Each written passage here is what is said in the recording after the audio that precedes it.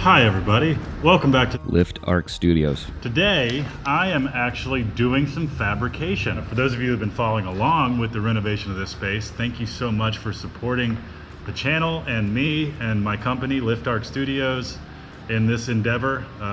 However little or insignificant it may seem, just knowing that people are watching is validating and it's fun and it's motivation for me to keep doing these, so that's fun. Thank you. So today, it's the end of the day, but I've got a few more hours in me and I'm gonna get started on a fab project for a friend of mine. So Steve moved some of his welders in. Behind me I got a Lincoln MIG and TIG. Behind that I have my Eastwood TIG, and I have yet to bring my Miller TIG or MIG over here. But I'm starting to have enough tools in here to where I can accomplish some things. And a buddy of mine contacted me, Michael from Old Hickory and Co. Woodworks out in Troutville. I think it's Troutville. Sorry if I got that wrong. He's a fantastic woodworker, but you know, metal's not his specialty, and that's what I like to think my specialty is. So he hit me up with a project he wanted me to tackle. So Michael has a chimney on his house, like most of us do, and that's what it looks like. The chimney on Michael's house is a brick chimney, and it's rectangular, and it has 4 flues coming out of it, and they're open and water and stuff is getting in. And he wants to build a flue cover like this one that's available online. He sent me a picture of this one, and he said, can you build something like this? Because I think the one he sent me, the picture, he was selling for like $1,200 or something like that. And I was like, yeah, you know, I don't do a whole lot of sheet metal, so I feel like I could probably build that out of dimensional steel. And by that I mean like angle iron and square tubing and stuff like that, provided that I could get stuff that's light enough to where this thing doesn't weigh 1,000 pounds trying to set it up on his chimney. So I set to work drawing something. This is the sketch that I drew that you probably can't see at all. I'm going to use angle iron for the base that's going to lock into the rim on his chimney, and then square tubing for the uprights, and then angle iron again for the top structure. And then instead of a flat top, I'm gonna build a like hip or sloped roof that's got a slope on each edge that meets in the middle out of this 16 gauge sheet metal that's actually sitting on the table right now. So I'll do some math, cut out some templates, transfer them to the metal, and then cap this thing with a metal roof. My goal is to build this in about 8 hours. I'm going to give it to him in raw metal form, and he is going to get it, he's either going to finish it himself or he's going to get it powder coated, so that it will last and not rust up in the weather. And then we'll do mesh or expanded metal on the inside to keep the birds out. That was another thing. I think he had birds flying into his chimney. So yeah, we're going to get after it. So here's what I've got. I've got 3" by 3/16 thick angle iron. I wish this was thinner, but they don't really make angle iron that's any thinner than that at this dimension. That's easy to come by. I know they make it, but it wasn't locally available at my steel supplier. And then I got 11 gauge, which is basically 1/8" 3" steel tubing for the uprights, the columns. Actually, the metal that I'm going to be using for the roof at the end of the project, I have laid on a wood table, and that's actually going to serve as my fabrication table. Knock it all you want, it's perfectly flat, and as long as I'm not banging stuff around on it, it's not going to leave any dents or anything in the metal. So yeah, I think at this point I'm just going to cue the montage, and we're going to see how we get along.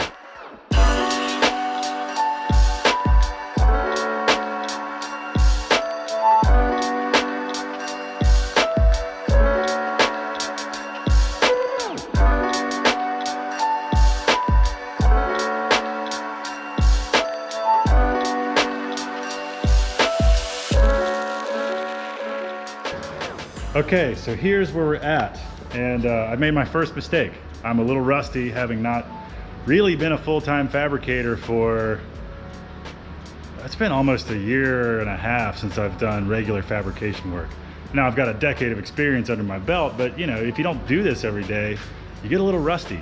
And here's my first mistake. When you're fabricating something that has to fit around something out of this dimensional metal, you have to keep in mind the thickness of the metal when you are measuring. In my case, this frame has to fit over a chimney. It's upside down right now. The final version will be flipped and it'll sit over a chimney.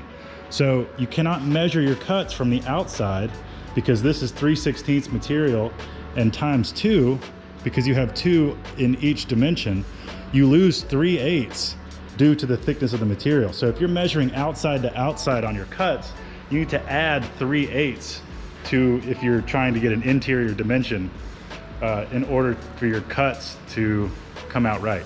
And I did not do that on the long pieces, but I remembered it by the time I started cutting the short pieces. So what I've got to do is, this is the long piece here and the short piece.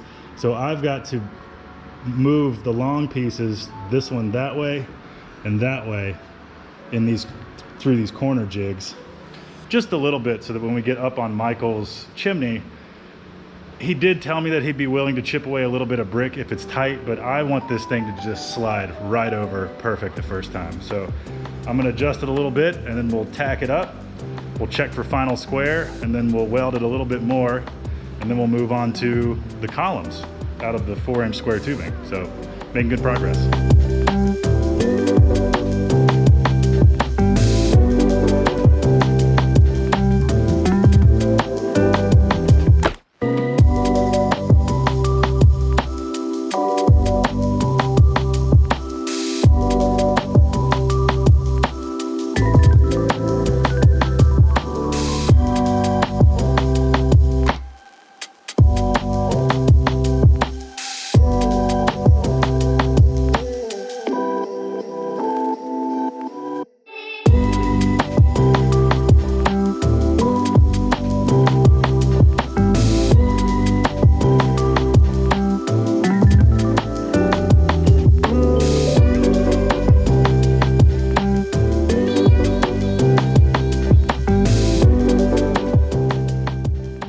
Okay, so being that I got a late start yesterday, we're back for day 2. We're gonna knock this thing out in a few hours. Here's where I left off at the end of the night last night. So got my angle iron frame built that will slot over the chimney. I got 4 of these uprights cut. They're 14 inches. I added a few inches to them just because once I saw the size of the base and I compared it to the scale of the one I'm trying to replicate, when you stood back, this just looked a little bit better. That extra 2 inches on top sort of fills it out. So these are just tacked in place. And now basically I need to build one more of these that will sit upside down on top of here.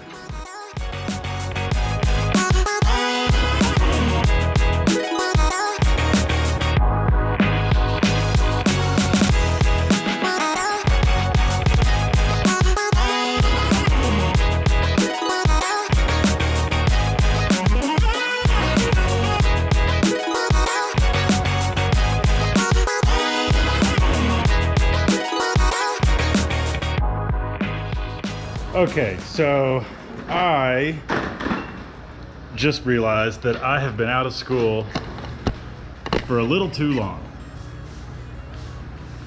I'm trying to design a hip roof for this chimney cover. Something like this. I'll flash it up on screen. And the geometry of such a thing has been quite the challenge.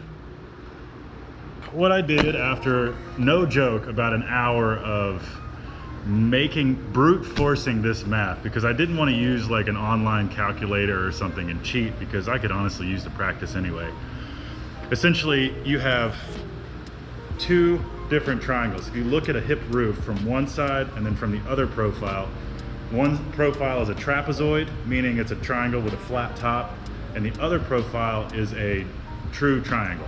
That made it a little hard to calculate, but basically you just have to break each shape into smaller shapes and solve the angles and sides of those smaller shapes and add it all together. But what I did is I transferred my final hypothetical measurements. So I transferred the best answer that I got after all the math I did onto some melamine, or real thin sort of wood product. It's not even really solid wood, it's like a fiberboard. but I cut out my pieces and now it looks right just by laying it on, but I'm gonna put the chimney cover up on the table and then try to tape these pieces together in the orientation that they're gonna be on and see what it looks like on top. And I'm doing all this so that I don't waste my metal. So let's give that a shot.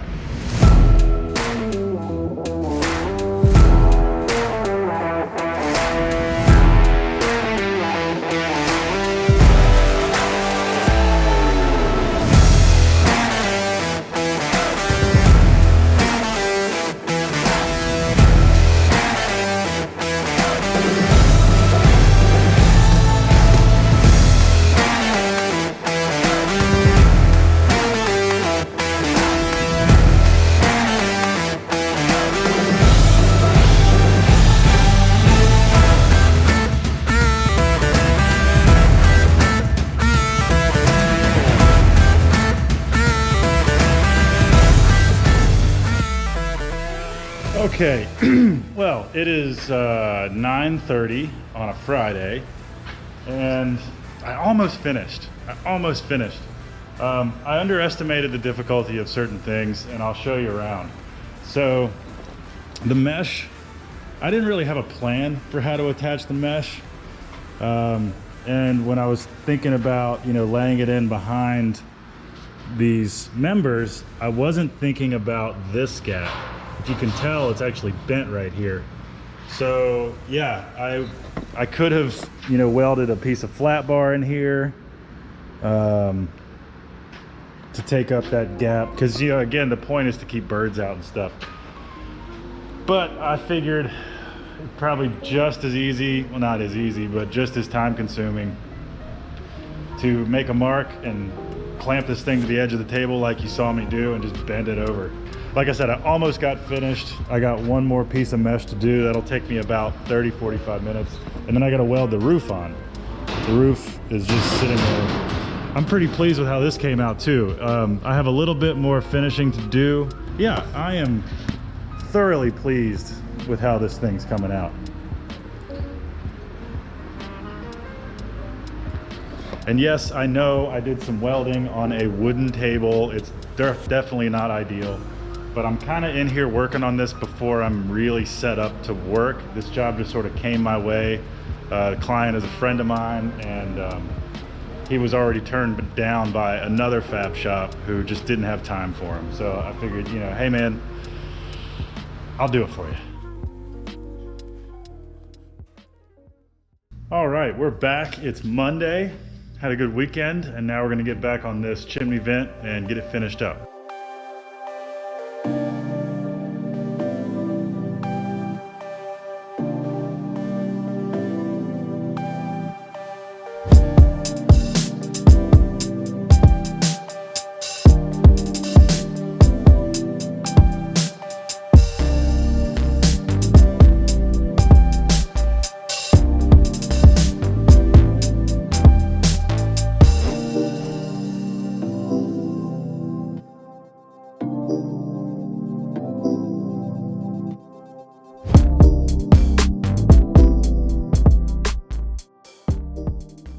What's up everybody, Tay here, and we are back here on Roar Avenue, and it is time to go install the chimney cap. So we're gonna head over to Daleville at Michael's place.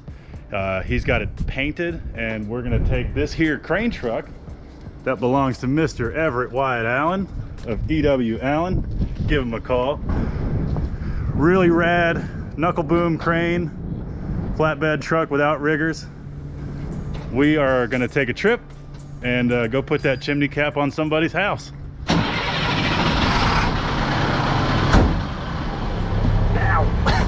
And I already hit my head on the ceiling.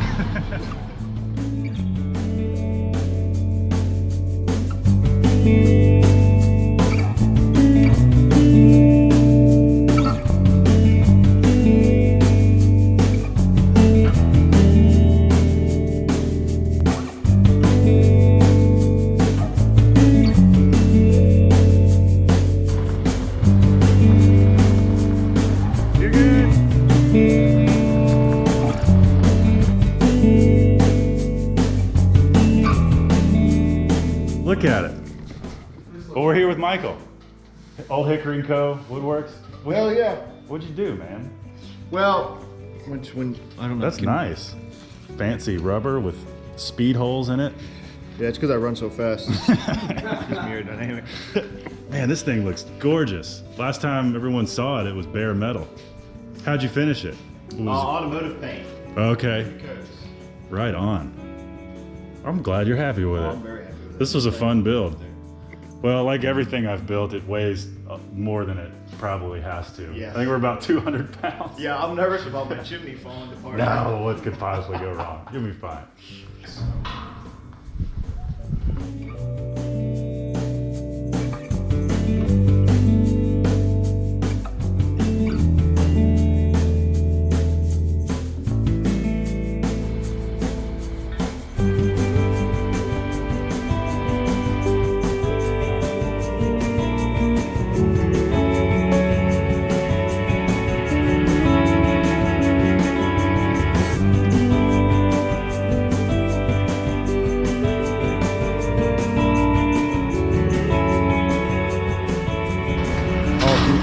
Oh, heck yeah.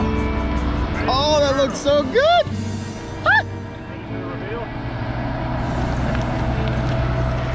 Oh my gosh, that looks good. That's awesome. God, I feel so much better. I actually could have made it tighter. Well, I'm glad you didn't, because we could. Yeah, you could fill that. Yeah. It's easy to make it smaller. It's a lot harder to make it bigger. You know, when you want something done right, you go see Tay, aka Arc. Lift Arc Studios. So Do that again? that's all good, man. This isn't a television show. Yeah, I love metal. This was fun to build. Michael called me. This is my first time seeing the chimney, actually. So I was building remotely, which is popular now. Everybody's working from home. As long as your measurements are right. Yeah, I aired on the side of big, so we got a little gap, but it's better than it being too small. So Yeah, that gives us enough room to perfectly center it. So if you need something built out of wood, Michael from Old Hickory Woodworks, give him a call. Follow him on Instagram. If you need something lifted, call Wyatt, E.W. Allen. He's the muscle. His number, we'll flash it up here. And then if you need something built out of metal, give me a call. Lift Arc Studios, Instagram, Facebook, YouTube. You're already on YouTube, so you know what to do. All right, that's it. High five, everybody. Good job. We didn't drop anything.